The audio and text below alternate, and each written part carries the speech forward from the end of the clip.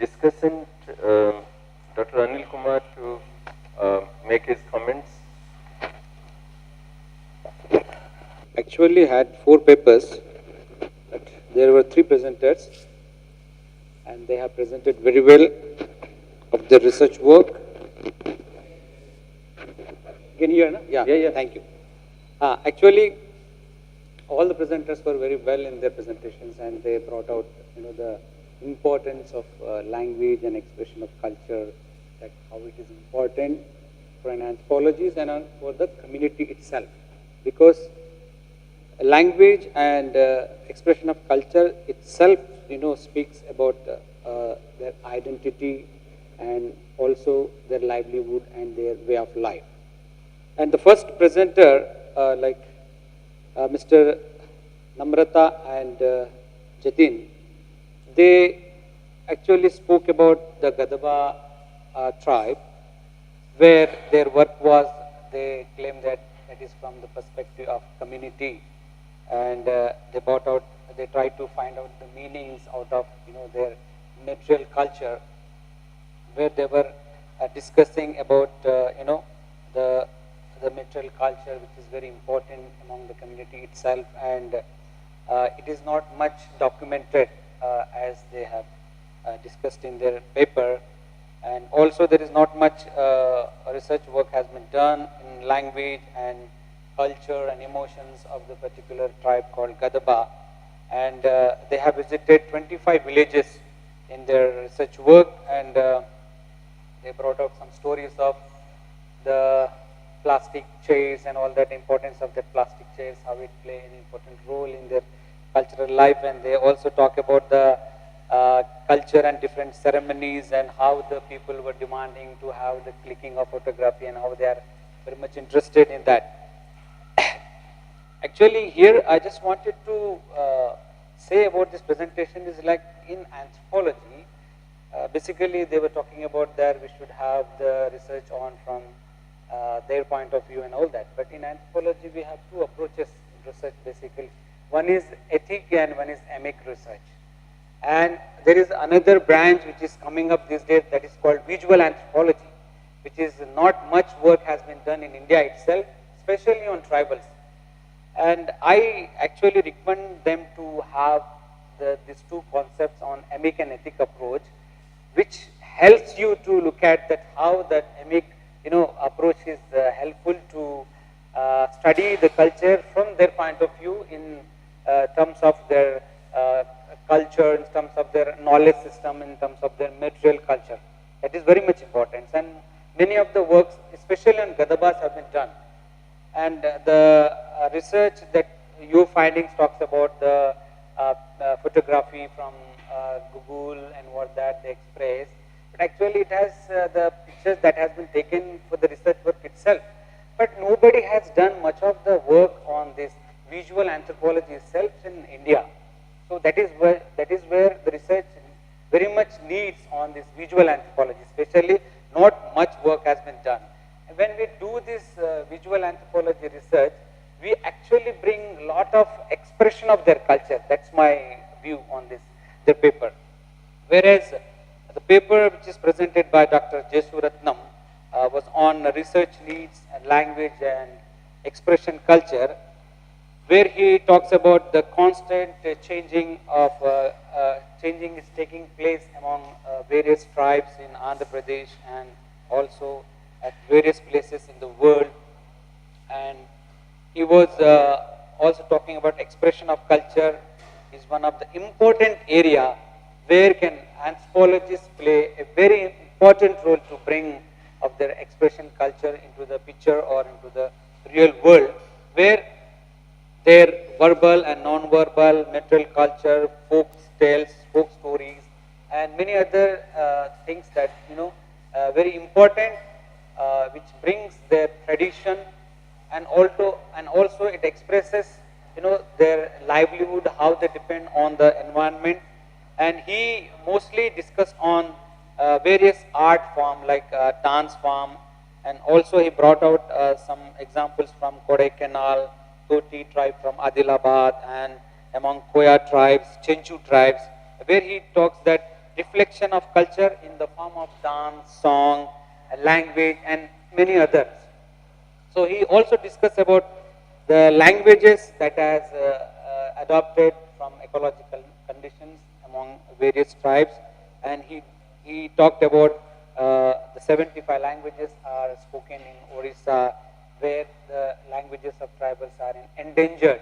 So basically, the languages are very much disappearing at very fast rate because it is a contact of different cultures to cultures, and also it is the impact of globalization, modernization, and many others impact which is taking place among this Orissa tribe and many other tribes.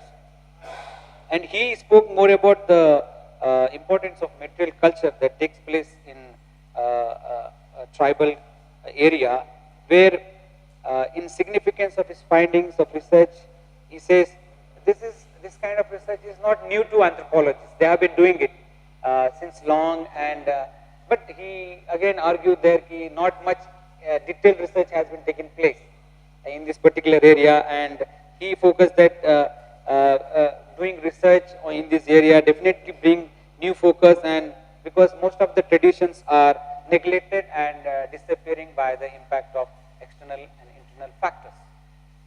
Whereas our presenter, Dr. Divi Prasad, he spoke on the changing tribal societies and research strategies, where he conducted study in Nicobaris among Nicobar, and he discussed about their nomenclature of various these tribes in various islands, and also material culture and language, where there is a slightly different among this tribe.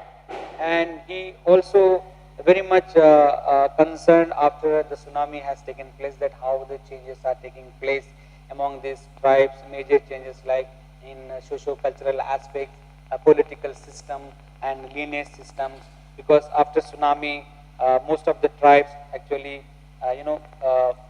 many few of them, or maybe after tsunami there are there, and because of their this tsunami, that most of the things affected in their political and lineage system, where the changes, he also discussed about the changes in dwelling pattern from traditional to modern, that is from like homestead, like from beehive to pakka houses, and he also brought out the changes among the tribal of the religion. Many of them are converting into Islam and Christianity and all that. And also he talks about after tsunami, the changes that takes place in lineage and political system are trying to making the balance of how they should brought out the important, because lineage system has been playing very important role in the daily activities of these tribes, and this has been disintegrating after tsunami, and how we should make the balance of that. Because of that, he was talking more in detail, and he also in the conclusion spoke that research strategies has to be changed in the discipline itself by having more focused discussion groups among the tribal communities, which gives a lot of detailed data about their culture and languages and expression of culture. So my submission with this regard to is like, after tsunami, a lot of changes have come, not only in socio-cultural but among tribal themselves. And he himself claimed that there is a lot of development has taking place where European model has been come. But what I heard in long back in tsunami that has taken place, because these tribes, they have been having a lot of indigenous knowledge system. So because of that knowledge system itself, this tribal able to survive in that particular condition when the tsunami has come. Because many of the tribes, they know before itself that tsunami is going to come. So my view is that we are actually not focusing more on research on, because this indigenous knowledge system, documentation of this indigenous knowledge system, because where the languages disappears, everything will disappear. Not only tribe, the tradition, everything will disappear. So language itself express each and every culture. Thank you so much. So thank you, Dr. Anil Kumar. I have a few comments. Well, Gadabas are not a homogeneous group linguistically. There are Dravidian Gadabas, there are Munda Gadabas. So when Namrata Nyog and Jatin Gulati are discussing their what each Hyderabad we were discussing. Because once the languages are different, there will be some difference in culture also. I don't want to discuss how these Gadavas were divided into groups linguistically. That's a different story. Most probably, my hunch is that most probably they are originally Munda speakers and they were Dravidianized over a period of time. There are some works on the language aspects of the law. For example, Peribhaskar Rao is working on a student of mine is working on the language of Kola. So, yes. The Guttal Gadava language is not in Malayalam, so it's very something which it has. Another point was, when you are talking about seeing, Noam Chomsky talked about psychic distance about, it's 1966. He said that a linguist must maintain a psychic distance, otherwise you will not understand, what is happening. And I very strongly believe, when Dr. Anil Kumar was talking about visual anthropology, a good researcher should have 2 eyes and 2 ears. We don't see what we look at. I have a lot of evidence in support of that. If you want, I can prove right now also. And we don't listen to what we hear. I'm sure while reading a text, we must have read certain words differently, whatever is written. Look, the visual image goes to the brain and processing is different. So that's why we don't actually read whatever we look at. So that kind of thing. So visual anthropology, of course, is very useful, but we must have something like also auditory anthropology now probably to find out what is happening. Okay. One important problem is development today in this country without, in the absence of a policy, leads to mainstreaming within courts. We talk about mainstream stuff. And mainstreaming is nothing but homogenization, remember that. So, मैं तो कभी मझधार में जाना नहीं चाहूँगा. If you understand, those who understand the Hindi, mainstream should be translated as Mazdhar. Mazdhar is, the real mainstream, of a river. I will not go there. That's very dangerous for me. Anyway, it's metaphorical. Coming back to the other paper, I like that paper, but whenever you are using some words, I was worried what should be the etymology of these words. I'm more interested in that kind of thing. And here I'll give you an instance when I work on a few Dravidian languages and Munda languages spoken in central India. When I was doing fieldwork 2 years ago in Koraput, somehow it struck me that Kola has to be a Munda word. And I told a senior colleague who was accompanying me, Professor Ramakrishna Reddy, I told him that Kola is a Munda word. He said, how do you know? Yesterday, did Saraswati appear in your dream and tell you that Kola is a Munda word? I said, my intuition says that, believe me, Kola means river in Munda. Kola means river in Munda, I repeat. And I know for sure Chilka means lake in Dravidian. I have taken out the data from Dravidian etymological dictionary. So Chilka means river, Kola Chilka means lake. Huge stretch of water. That's what not lake strictly. Kola means river. Puri means sea. If you think that Puri has to do with anything with Sanskrit Puri, nothing to do with Sanskrit Puri. Puri means sea in Munda.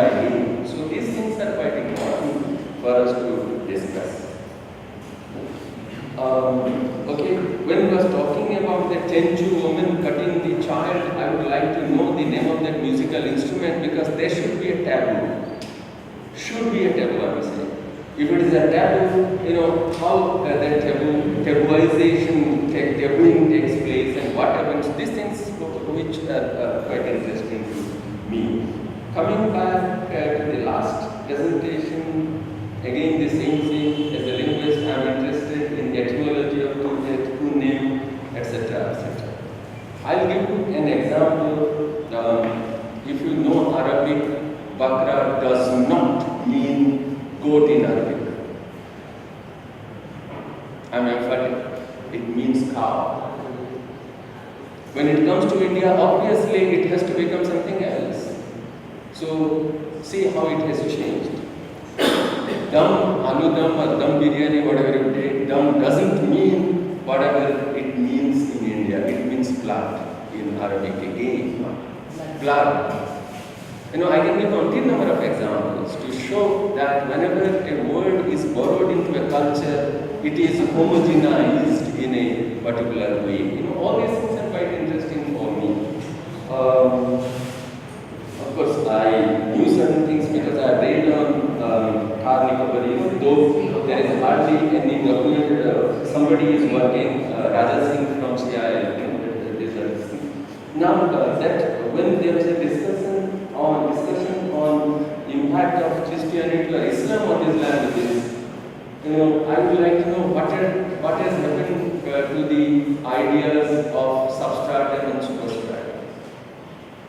So suppose, Thar Nikobari is the substratum, superstratum is Christianity. How Christianity or Islam have been indigenized. It's not Islam per se or Christianity per se, how they are indigenized, that kind of thing. So these things will be quite interesting for me. Finally, I would say that where some colleagues have named some linguists like Hymes, they are Hymes of course. You claim him to be an anthropologist, we claim him to be a linguist, he is an amphibian, he is in both, here and there. And Franz Boas was the same kind of person, Levi-Strauss is the same kind of person. And a lot of people who work in both the areas. Somebody who is working on language must be very sensitive to culture and vice versa. That should happen. It's time, it's time for tea break, but I think it's time for collaboration between the anthropologists and the linguists. If you want to do something meaningful, it's absolutely necessary that